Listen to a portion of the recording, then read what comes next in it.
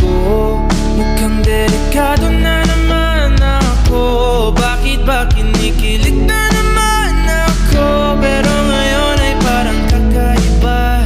Pag nakatingin sa iyong mata, ang mundo ay kalma.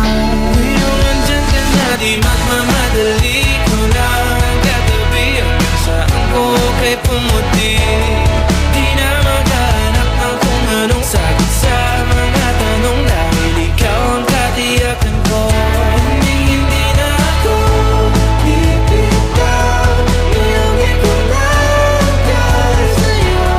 Kung anong kulay ang aking nagsisilbing tanglaw, ikaw ay dilaw. Di akalain mararamdaman ko muli ang yakap ng